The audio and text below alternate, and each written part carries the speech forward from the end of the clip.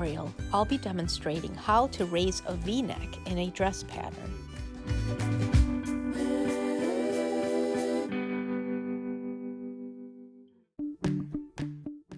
To demonstrate, I'll be using Simplicity 2917. The first thing we're going to want to do is to find the front bodice pattern piece. In S2917, that's the number one piece for all views. Cut the pattern piece along your chosen size line. Now we're going to attach a piece of paper to the pattern piece to extend the entire neckline area. You can use paper specially designed for pattern making if you have it, or you can just use a regular piece of paper, as shown here.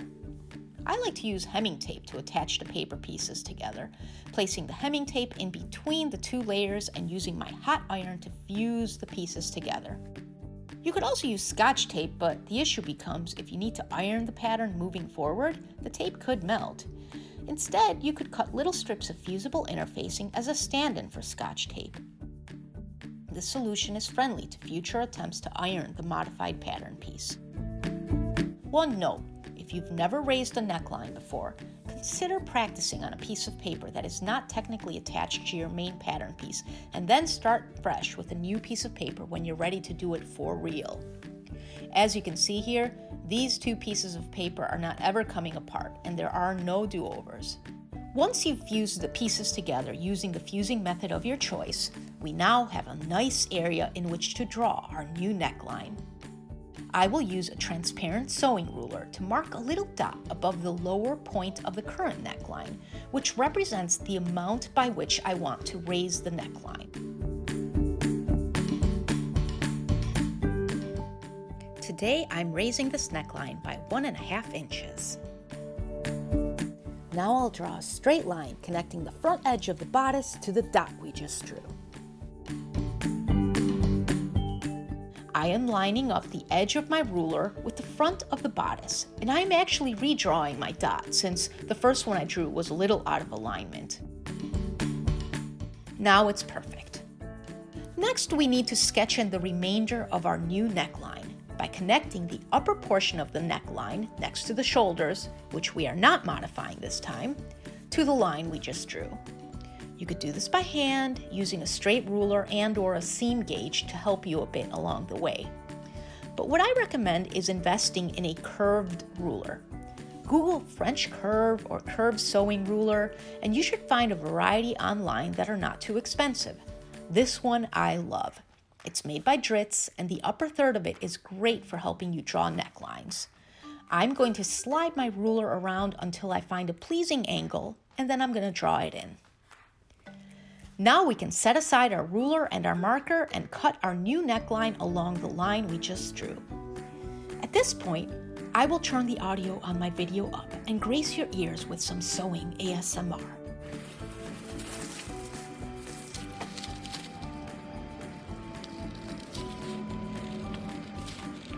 I just love the sound of cutting paper.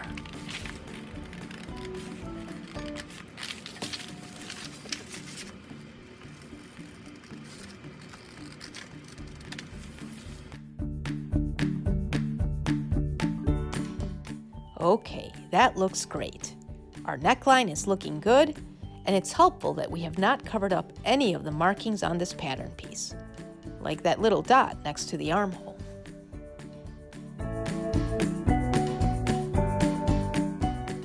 If you're working on a lined garment without a separate facing, in which the same pattern piece is used to create the outer garment and the lining element, you're done!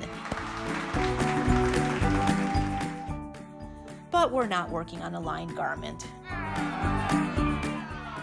We're working on a pattern featuring a facing element to secure and stabilize the neckline. So that means we need to recreate the facing so that it matches the new neckline we just drew. Cut your front facing piece along your regular size lines, and we're going to use it to study how it relates to the original neckline of the front bodice piece. And it's a lucky thing we're doing this, because through this process, we notice that the front edge of the facing piece does not line up with the front edge of the bodice.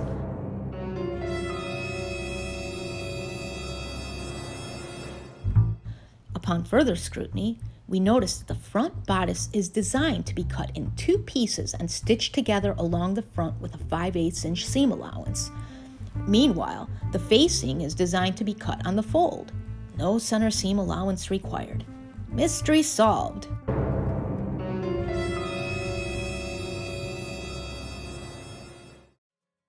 We are going to need our bodice piece to help us trace the new shape of our facing. But first, let's temporarily eliminate the extra 5/8 inch along the front edge. Mark a line that is 5/8 inch from the front edge below the neckline with a marker, using a sewing gauge or transparent sewing ruler to help you along. Then, just fold along the line you drew and tuck the fold underneath. Now, when we lay our old facing piece along the old neckline, everything lines up beautifully.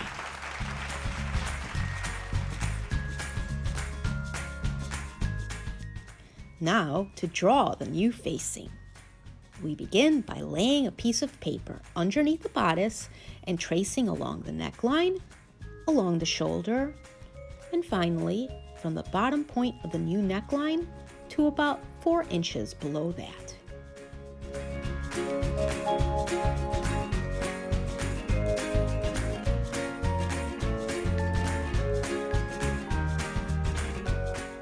Take great pains not to move the bodice during this entire tracing process. Remove the bodice and continue on by using the top of your old facing piece to copy the location of the old notch and to mark the width of the top edge of the old facing piece.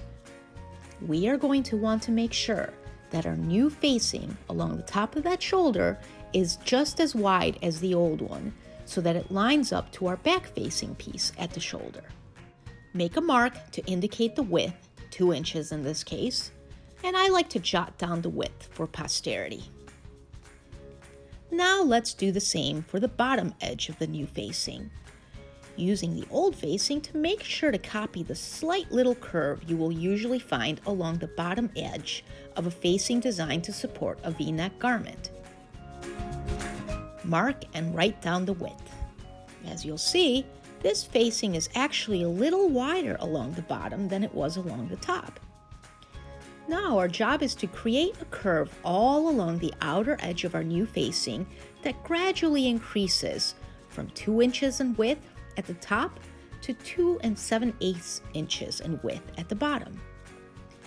I am using a seam gauge to assist in this process, creating a series of dots along the curve of the facing.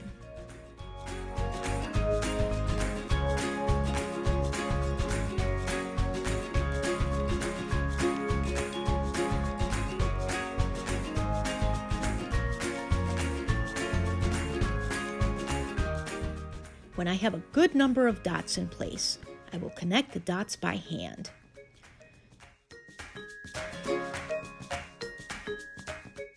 I don't like how the upper portion ended up, so I'm just going to use my ruler to clean up the area a bit. That's better. Final thing we need to do is to make sure all important marks are transferred over from the old facing piece to the new one. First, I will copy over the reminder along the bottom front edge to indicate that the piece is meant to be cut on the fold.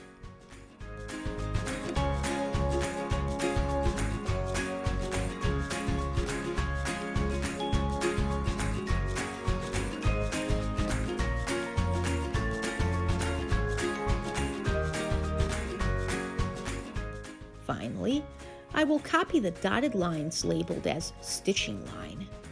This mark helps us keep our stitching precise while sewing the V-neck later on. I measure the distance from the edge of the old facing to the new and notice that the stitching line is 5/8 of an inch away from the edge, which makes sense. So I will use my ruler to make a series of dots along the bottom edge of the facing. Extend the dots to create dashes and label the dashes as stitching line.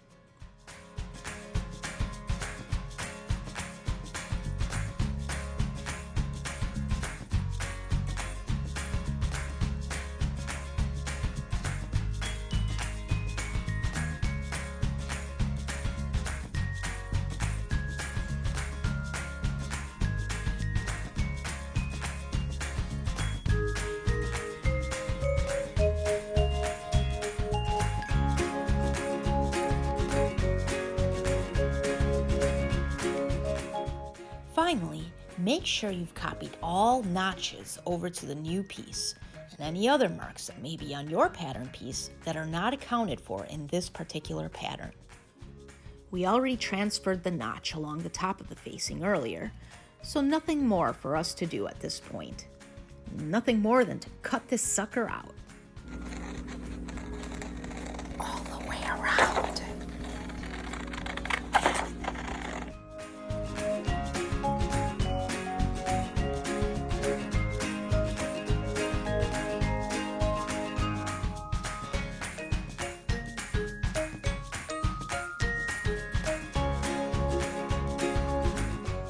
And there you have it. Your pattern has been modified and is ready for use.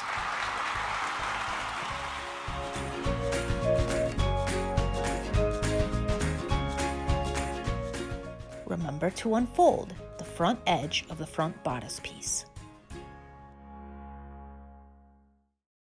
If you found this video useful or if you love ASMR or noir films, why don't you give this video a thumbs up? And hey, while you're at it, subscribe to my channel for more sewing tutorials in the future.